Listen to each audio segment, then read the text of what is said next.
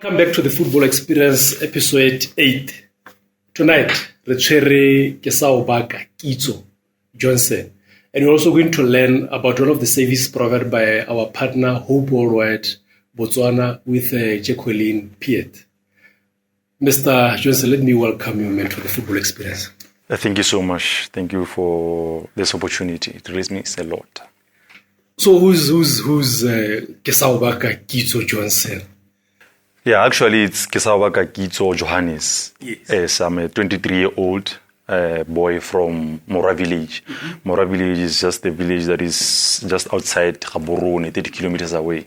And I'm currently a student at the University of Botswana. Okay. Yes. What is strike? Nyarra, what is strike? Where is this coming from? Okay, the name of Ofori, I was given the name at UB Hawks when I arrived at UB Hawks because we are given several names. The other mates were Kochi Pezeze, mine was Ofori because of the resemblance of the Orlando Pirates goalkeeper. The German, the Ghanaian goalkeeper? Yes, Richard Ofori. Oh, hey, I was blind, eh? I was Black Mamba. Yeah, they also call me those kind of names, Black Mamba, Ofori. Because of the skin color, obviously, but I take it lightly. So you grew up in Mora? Yes, I spent most of my time in Mora, where I was schooling throughout my primary school, junior school, and senior school in Katlin. Mm-hmm. Yes. How was it like your sporting days during that time? What sport were you involved in? Yeah, at first I was playing cricket. There's a sport called cricket. Yes. Yeah, there was some English internationals that came to our school in Mora.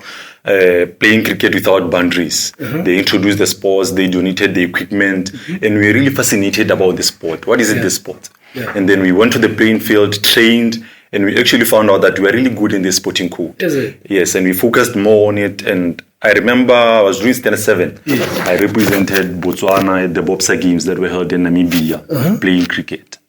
That is great. Yeah. So you never played football altogether at the junior school? At junior school, I got to play football when I was doing Form 3. Yeah. Our school team didn't have a goalkeeper. And I was called from table tennis. I was playing table tennis by then. Man, come and help us. We always see you at the village goalkeeping. So come and help our school team. And I went to the school team and I played actually well because I was one of the goalkeepers of the tournament. I only got to play football during my Form 3. That is when I was called to the school team because apparently there was no goalkeeper. Ofori. Most of the guys wanted to play as strikers, midfielders, and defenders, but I was called on to fill in the gap of the goalkeeper. And I played the Bisa games, junior school Bisa games, and I was the goalkeeper of the tournament at Katley. Is it? Yeah. Ofori. Yes. Black Mamba. No one ever saw Black Mamba. And then you went to Mulifi Senior School. How was it that you continued with football or you played cricket? There was cricket at Mulifi, but we couldn't play because cricket was not there in the BISA competitions. So you only trained, but once we found out that we can't play competitions, I then resorted to playing football. So during my Form 5, I went back to football. I was a goalkeeper at Mulifi Senior. Even though we didn't do quite well, we were eliminated in the first round. So I only got to play for like 2 weeks. But talking about cricket, is it that it is also played in private schools? There was no way you could play against private schools? Yeah, there's cricket in private schools, but you couldn't play against private schools. I don't know why. Because the only reason that we were given was that you can't play competitions, but you can train for the love of it. Oh, yes. And then now take us through after your senior school. What happened? Did you try to be a professional or what did you try with the football?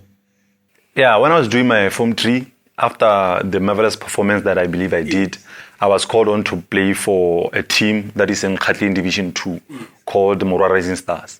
Yeah, I was 16 years old by then. And I played in the team for, I think, 2 seasons or so.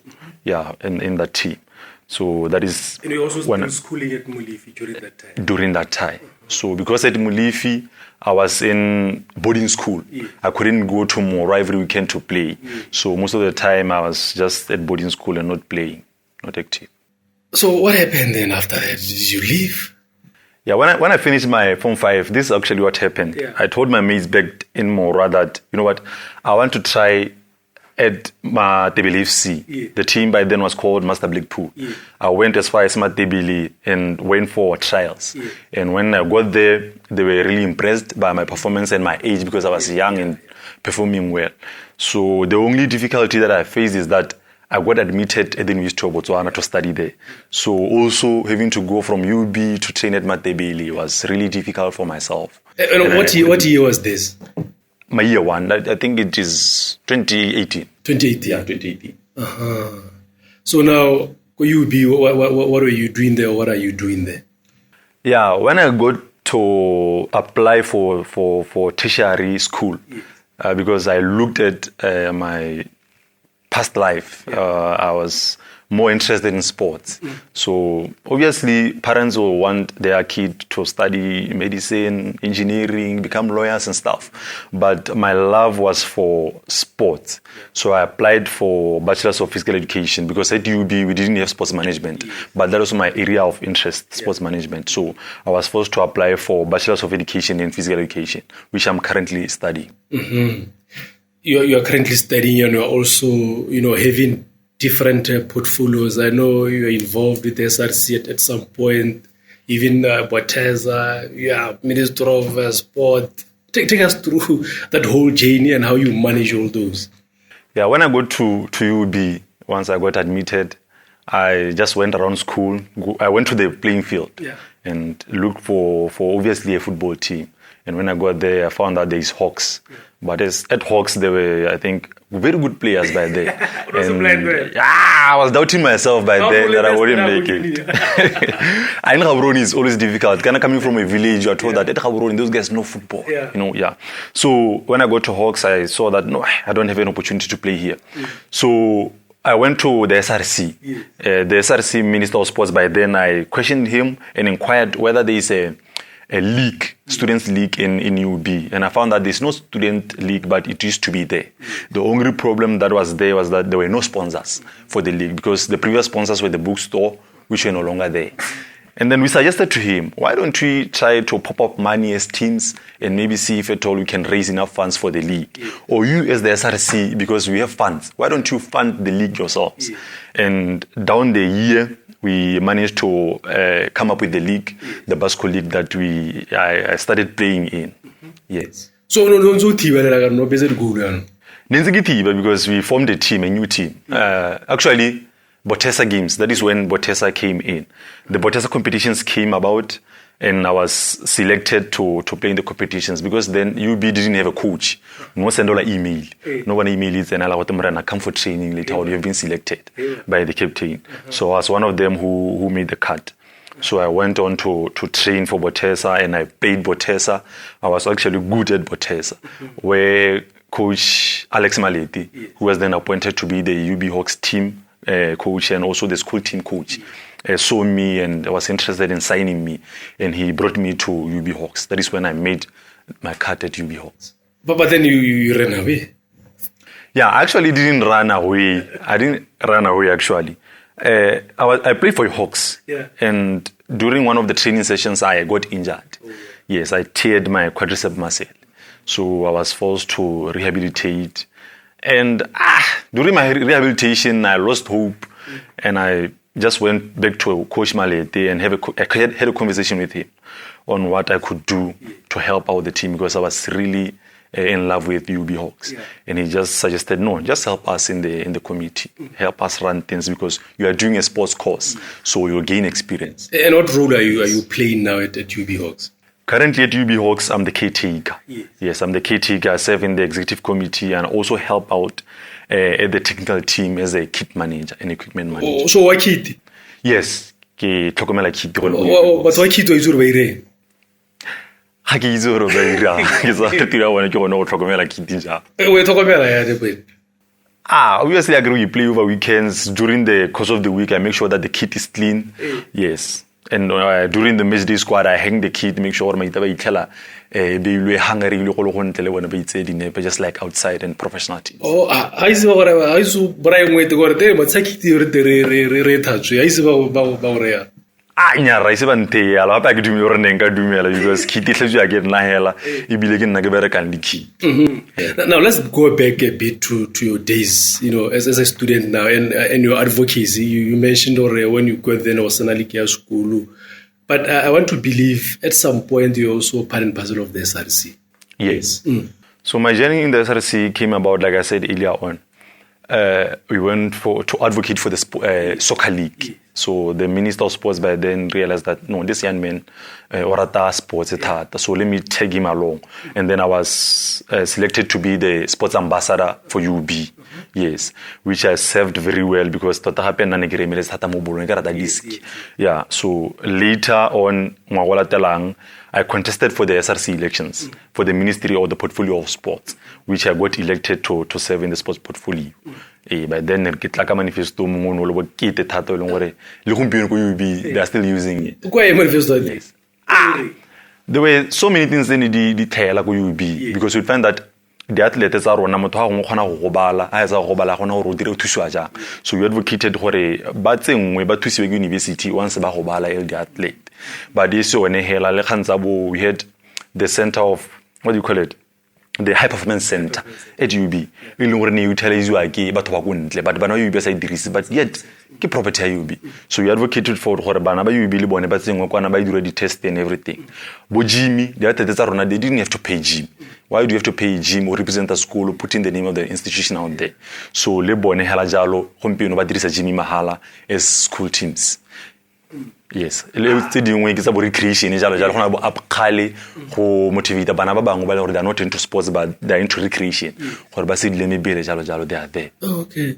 No, like it's what SRC was strike was strike you. No, SRC is not necessarily strike like. I thought I said strike when since your time go UB. No, during our time we didn't strike. Total ne re dumela mo. I don't want strike man over you no was strike. No, se o ne ke se ke dule mo SRC ya se diragala but before that strike none re se re lekile o tsona ga di petition and everything ne le tsa di allowance increment. So we fought for those and total yo ke di tswa allowance so there's no need to strike now allowance yo ke di tswa.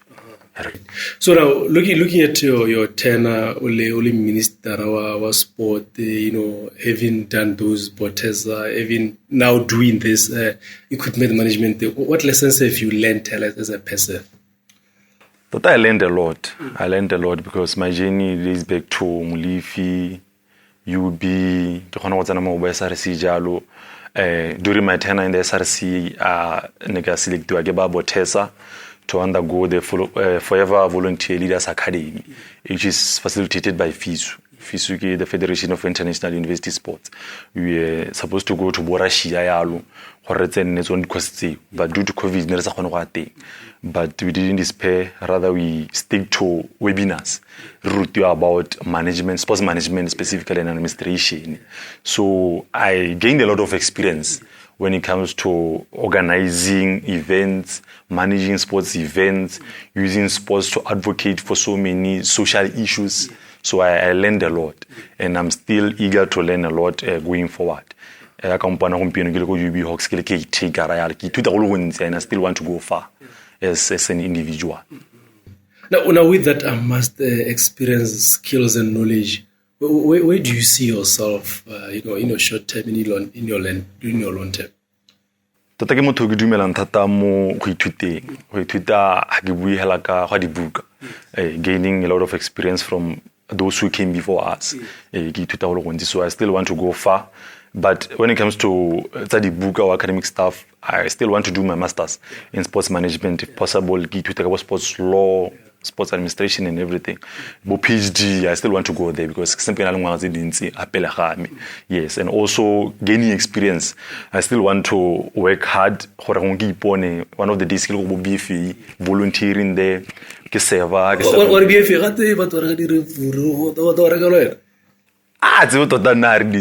we are still youngsters coming up. As an individual, they are good, obviously, so that I can make that change. It is really, really needed.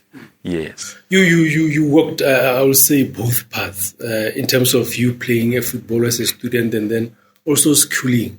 What could be your advice of people who want to choose sport over education or formal employment? You can choose sports, but sport has some news. One mistake a lot of people are making, or they tend to believe that, more especially in Botswana, it's very disheartening because how can stick to sport only? Being successful to a certain level. So I really encourage our youngsters, they've already retired, the youngsters that are upcoming, so they can get to know financial literacy. Once you're an athlete or manager, financial literacy is something that you can't get to learn. So me school academic wise in general, but I know it's very difficult to juggle between sports, playing or being an athlete, and also academic stuff. But you need to try as much as you can, because imagine a situation whereby you get injured as an athlete at an early age. I'm at 23 years right now. If I get injured, what am I going to do? I thought you got injured. I got injured myself, you see, but because studies, sports, I got opportunities for the teams on the bone or Hawks. This guy got a tusa, Honakati, got tusa halili hard. If at all, Hanikilmoto, high, can you go to school? I wouldn't go anyway. But right now I'm here, so I encourage them. They need to take school very seriously as much as they're taking sports seriously. I'm not saying but all sports, but so let us at the same time, but focusing more on the two. No, thanks for your advice, and I believe So now let's go to UB Hawks. What is the difference between last season and this season? Last season, it was very difficult. Yeah. It was very difficult because there were no sponsors. Yeah. UB, but UB gonna high tusa sporting code. It tusa equally amongst all the sporting codes. They need to have that parity.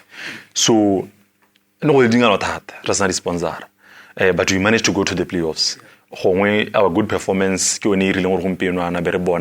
many sponsors coming on board, because we have sponsors like Cefalana, C-Trek, O3, and I believe even other teams in our go first division, they don't have as much sponsors as we have. Yes. So when doing dilo ka tsele e pharologanyo ka tsele e tlhamaletseng ke gone mo yona go ke dumela gore go ra attract tsone di sponsor tse rena le tsone tse leng gore di re thusa thata gompieno a player a re gongwe ha kena khokho kana season e simola go sana khokho they are able to purchase those boots bo metsi a lo ra di gaming re khwa bo metsi di snack re khwa bo di snack so many things le gore thusa ka tsone di kit you have so many playing kits tse re ka di dirisa ha se mo gongwe la season go te di ka o se di atla re shaba sa izo raka. Talking about go dira dilo sentemo, I know you are part of this league and so gana wala ke ra kita like in the midst. So how much does those things now take away the hard work that people actually put in? Do tsa tsa pa akanyetsa? Hey, tota pa akanyo ne ke re go sengwe ke psychology. It's a module I did during my 4 years when go UB. So ke dilo tsa tlhaloganyo, dilo tsa palakanyo ke dilo tsa tlhaloganyo. Ha ke batle gore ke khale kana ke re ke dumelana le yone. O pehelo e leng gore go mo dumela mo paakanyo gore ya Amerikela. A ka e dirisa, but as ka dirisa paakanyo gongwe go ka senya leina or the image or sports re na le yone o tlhela go mabaleng go a lwa go le kgantsa paakanyo. We need to fight for the results. Let's go lwela bo paakanyo boing. So o pe leng gore mo dirisa paakanyo ka e dirisa because ke khanya psychology like I'm saying. Ha o tla ka paakanyo hana o le mo fotla go nna ka paakanyo. Na ke sa dumela mo paakanyo ke go face it. I'll be able to overcome you. Nka winner, can emerge victorious. Ebile ha le go nkele tla paakanyo no tlanka yone gore in disturb psychologically. Ke a feel like you lose it. So it's all in the mind. That is why when the team di tlhoka go nna le tsone di sports psychologists di hiriwe mo di teaming re bone rola sena sports psychologist le one UB sena sports psychologist because they are there in the news to Botswana, they are studying this things. Yes sir. Ladies and gentlemen, I want to believe you learned a lot from Kitso, especially about his journey and also about things in football. So now let's also learn something about Hope World Botswana through Me Piet. My name is Garnajo Colin Piet, also known as Jackie. I'm a mentor in Hope World Botswana. I mentor girls under the program called Ilabrak. And Ilabrak was first adopted from Bangladesh as a program that aims at alleviating poverty, alleviating social ills in the society and the lives of young girls. For one to be part of Ilabrak, the girl has to complete the Dreams package. You first have to be enrolled into Dreams, undergo the program for 3 months, and then after that you get enrolled into Ilabrak. We don't just enroll you into Ilabrak, we enroll you according to your need, because most of the time we find that some girls are not really interested in joining the program, but they still want to pursue certain areas in life, so we still accommodate them. And then under Ilabrak, we have 2 career pathways, which is entrepreneurship and employability. In this case, a girl child gets to choose what career pathway she wants to do. She either wants to do entrepreneurship or employability. So under entrepreneurship, we will be discussing anything that is related to business, anything that is related to a girl child being an entrepreneur. We are talking about business plans, business proposals, small scale funding, small scale exposure. In this case, even in our organization, Hope Forward Botswana, we have what we call a seed funding, whereby our girls are funded to start their small businesses. It is done every quarterly. We choose 8 girls who has able to submit business proposals and has also undergone through the criteria that is needed and also have passed the criteria process. And then these girls will be funded so that they may start their own small businesses. And then under employability, a girl gets to choose employability based on what she wants in life. Employability is all about careers. Some girls might choose to want to broaden their career perspective. And employability, we are talking about networking, because you find that some girls don't know how to network. They don't know how to sell their ideas to investors. So in this case, we expose our girls to networking skills. We also have CV writing. We also have mock interviews, whereby we are able, or we help our girls to be prepared for interviews. For instances, when she's about to go for an interview, we tend to hold sessions with them. We ask them relevant questions that are usually asked in interviews, so that we can prepare them and for further interviews. And then also under employability, we also do career shadowing. We also do internship. So at the end of it all, the aim for Ilabrak is to improve the livelihood of a girl child. We have realized that when they graduate from Dreams, they only get a certificate, and then what? Nothing. Yes, we are so proud of the movement of Dreams, but when it comes to Ilabrak, we want to be able to go to a certain extent with our girl child. We want to be able to say, you know what, this girl child is now able to sustain her life. We are trying to avoid situations whereby the girl child will have to depend on things that can put their lives at risk. With Ilabrak, it takes 12 months. Remember a saying that says, Rome wasn't built in a day, and therefore finding a job doesn't take a day. Starting a business, having fun doesn't take a day. That is why we take 12 months in Ilabrak, so that we are able to accommodate all the needs of the girl child.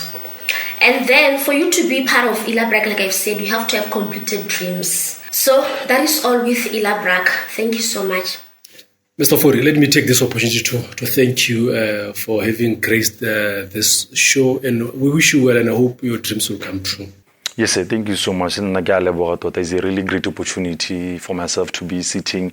I always see you guys more on Facebook, out there in the media, but we never get an opportunity to interact. So this is really a great opportunity for myself. Go for it. Majesa Pirates. Bye bye. See you next week.